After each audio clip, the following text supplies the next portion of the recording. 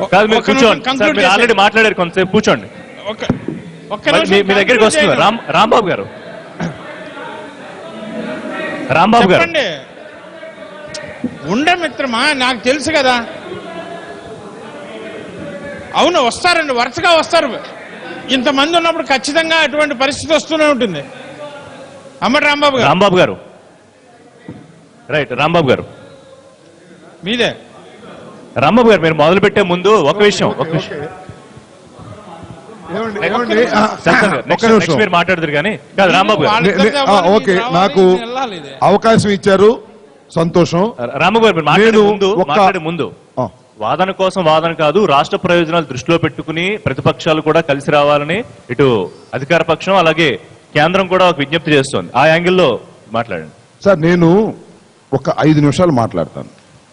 దయచేసి అంతరాయాన్ని కలిగించే ప్రయత్నం దయచేసి మిత్రులు చేయొద్దు. ఎందుకంటే ఇక్కడ కూర్చున్నటువంటి వివిధ రాజకీయ పక్షాలకు అందరికీ ఆనందదాయకమైన మాటలు నేను చెప్పలేకపోవచ్చు. అది నా వర్షన్ కొంతమందికి కొద్దిగా బాధ కలిగించవచ్చు. అయినా మీరు మధ్యలో ఇంటర్ఫీర్ కాకోకుండా నా 5 నిమిషాలు 6 నిమిషాలు నా వాదన అయిపోయిన తర్వాత మళ్ళా వారికి అవకాశం ఇవ్వండి. నా వాదనకు భిన్నమైన వాదన వారికి వినిపించమనండి, తప్పేమీ లేదు. కాబట్టి ముందు అది, ఎందుకంటే ఇందాక ఒక కానిస్టేబుల్ గారు కూడా కనపడ్డారు. ఆ ప్రమాదం మనం తెచ్చుకోవద్దు. మార్షల్స్ లాగా కొంతమంది మైక్ తీసుకువెళ్ళిపోతున్నారు. ఇలాంటి సాంప్రదాయాల కన్నా భిన్నంగా మనం కాస్త వ్యవహరించేటటువంటి ప్రయత్నం ఒకటి ఈ ఎన్టీవీ బిగ్ డిబేట్ లో చేద్దాం అనేది నా సూచన. ఇవాళ ప్రత్యేక హోదా కావాలా వద్దా అనే వాదన ఇక్కడ లేదని నేను అనుకుంటున్నా. ఎందుకంటే ప్రత్యేక హోదా అనేది మీకు తప్పనిసరిగా ఇవ్వబడుతున్నది అని ఇంతకు ముందు చెప్పినటువంటి వాగ్దానం. ప్రత్యేక హోదా వల్ల లాభమా నష్టమా అనే చర్చ కూడా ఇక్కడ సమంజసం కాదని నా అభిప్రాయం. రాష్ట్రం విడిపోయినప్పుడు ఆంధ్రప్రదేశ్కి, సీమాంధ్రకి, 13 జిల్లాలకి ఒక తీవ్రమైనటువంటి అన్యాయం జరిగింది అనేది అప్పుడున్న ప్రభుత్వాలు భావించాయి. కాంగ్రెస్, భారతీయ జనతా పార్టీలు కూడా భావించి వారు కొన్ని రాయితీలు మనకి ఇవ్వడానికి ప్రయత్నం చేసిన సందర్భంలోనే మనకు కొన్ని స్పష్టమైనటువంటి హామీలు ఇచ్చారు. దానిలో ప్రత్యేక హోదా ఒకటి, దానితో పాటుగా రైల్వే జోన్ ఒకటి, పోలవరం ఒకటి, వెనుకబడిన జిల్లాలకు సంబంధించినటువంటి గ్రాంట్స్ ఇవ్వటం ఒకటి, ఇంకా అనేక అయిన రాయితీలు మేము ఇస్తున్నాం కాబట్టి మీకు నష్టం జరిగినా మేము ఆ నష్టాన్ని పూడిస్తున్నాము అని చెప్పినటువంటి సందర్భం ఉన్నది. ఆ నష్ట నివారణకు జరిగినటువంటి ప్రతిపాదనలో ఈ ప్రత్యేక హోదా ఒకటి. సరే, మేము అధికారంలోకి రాగానే ప్రత్యేక హోదా ఇస్తామని చాలా స్పష్టమైనటువంటి హామీని భారతీయ జనతా పార్టీ, తెలుగుదేశం ఉమ్మడిగా కలిసి ఇచ్చారు. ఇవాళ నేను తెలుగుదేశం వారి వాదన చూస్తున్నాను. తెలుగుదేశం వారి వాదన ఈ ప్రభుత్వంతో సంబంధం లేనట్లుగాను, ఈ ప్రభుత్వంలో భాగస్వాములు కానట్టుగాను, వారు కూడా ప్రధాన ప్రతిపక్షంలాగా డిమాండ్ చేస్తున్నట్టుగాను కొన్నిసార్లు వారు మాట్లాడడం సమంజసం కాదని నా అభిప్రాయం.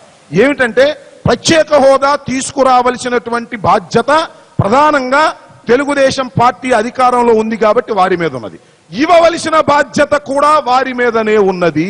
ఎందుకంటే వారు కేంద్రంలోనూ రాష్ట్రంలోనూ భాగస్వాములు కాబట్టి ఇవ్వవలసిన వారు, తీసుకురావలసిన వారు ఇద్దరు ఒకటే కాబట్టి కొన్ని సందర్భాల్లో మేము తీసుకొచ్చేదానికి ప్రయత్నం చేస్తున్నాం అనే మాట మాట్లాడి వ్యూహాత్మకంగా తప్పుకుపోవడానికి ఇక్కడున్న ప్రభుత్వం తప్పు చేస్తున్నది. ఆ వ్యూహాన్ని మేము తీవ్రంగా ఖండిస్తున్నాం. ఇవాళ ప్రత్యేక హోదాకు మించినటువంటి ప్యాకేజీ ఇది చాలా సత్యదూరమైన మోసపూరితమైన మాట. 13 జిల్లాల ఆంధ్ర ప్రజలని మభ్యపెట్టడానికి మీరు చేస్తున్నటువంటి మాట అని నేను స్పష్టంగా చెప్పదలుచుకున్నాను. అయ్యా, ప్రత్యేక హోదా స్పెషల్ కేటగిరీ, ఈ స్పెషల్ కేటగిరీ కాకోకుండా ఇంకో సూపర్ స్పెషాలిటీకి సంబంధించినటువంటి కేటగిరీ ఒకటి ఉన్నదని చెప్పేటటువంటి ప్రయత్నం చేయటం అంటే ఇచ్చిన మాట మీరు తప్పుతున్నారు. భారతీయ జనతా పార్టీ వారు చాలా సందర్భాల్లో చెప్తున్నారు, ఇచ్చిన మాట తప్పేటటువంటి మనుషులం కాదు. మోడీ గారు చాలా ఖచ్చితంగా మాట్లాడేటటువంటి వ్యక్తి. మరి మోడీ గారు, వెంకయ్యనాయుడు గారు, అలాగే మరి ముఖ్యమంత్రి గారు, ఇవాళ ముఖ్యమంత్రి గారు ప్రత్యేక హోదానే ఈ రాష్ట్రాన్ని బ్రతికిస్తున్నది, 5 సంవత్సరాలు కాదు 15 సంవత్సరాలు కావాలి అని చెప్పినటువంటి వారు అధికారంలోకి వచ్చిన తర్వాత 2.5 సంవత్సరాలు ఎందుకు జాప్యం చేస్తున్నారు? ఇవాళ వైఎస్ఆర్ కాంగ్రెస్ పార్టీగా మేము దాన్ని కాదంటుంటే మీరు తప్పు చేస్తున్నారంటే మీరు ప్రతిపక్షం, మీరు అలాగే మాట్లాడతారు. మీరు అభివృద్ధి నిరోధకులు అని మమ్మల్ని అంటున్నారు అనని నాకేం అభ్యంతరం లేదు. అయ్యా మేమంటాం కాదు, మీ పార్ట్నర్ గా ఉన్న వ్యక్తి, మీతో కలిసిమెలిసి ఉన్నటువంటి వ్యక్తి, మిమ్మల్ని అధికారంలోకి తీసుకురావడానికి సహాయపడినటువంటి వ్యక్తి, మీ పార్ట్నర్ తిరిగి బయటకు వచ్చి ప్రశ్నిస్తున్నాడు. అయ్యా ప్రత్యేక హోదా అడగటానికి మీకేమిటి భయం? కేంద్రంలో ఉన్నదాన్ని మీరు కేంద్ర ప్రభుత్వంతో భయపడవలసినటువంటి అవసరం ఏమిటి? కేంద్ర ప్రభుత్వంలో రాక్షసులేమీ లేరు కదా, వారు మంత్రులు లేదా మనుషులే కదా, ఎందుకు మీరు ప్రశ్నించడం లేదు? అయ్యా రాష్ట్ర ప్రభుత్వం చంద్రబాబు నాయుడు గారు, మీరు ప్రశ్నించడానికి భయపడుతున్నారంటే మీకేమైనా లొసుగులు ఉన్నాయా అని మీ మిత్రుడే ప్రశ్నిస్తున్నప్పుడు కూడా మీరు ఇంకా నిద్రపోతున్నట్టుగా మాట్లాడడం సమంజసమైనది కాదు. రెండోది, నేను ప్రతిపాదన చేస్తున్నది ఏమిటంటే, చిత్తశుద్ధిగా ఈ రాష్ట్ర ప్రభుత్వం కేంద్ర ప్రభుత్వం మీద పోరాడే దశలో ఉన్నదా, లేదు కేంద్ర ప్రభుత్వాన్ని కన్విన్స్ చేసి ప్రత్యేక హోదా ఇచ్చే దశలో ఉన్నదా? కన్విన్స్ చేసి మీరు ప్రత్యేక హోదాను తీసుకొస్తే శభాష్, లేదు కన్విన్స్ చేసే దశలో లేకపోతే కలిసి రండి, పోరాడదాం, అందరం చిత్తశుద్ధిగా పోరాడదాం. పోరాడితే ఇంతకన్నా పోయేదేమీ లేదు, వచ్చేది ప్రత్యేక హోదా.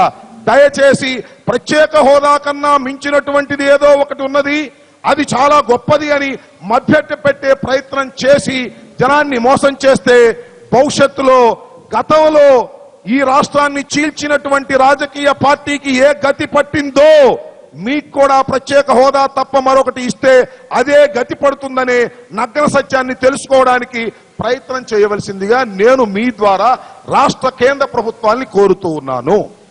రైట్, థ్యాంక్ యూ రాంబాబు గారు. దీనికి ఇటు తెలుగుదేశం పార్టీ అధికార పక్షం అలాగే బీజేపీ సమాధానం చెప్పే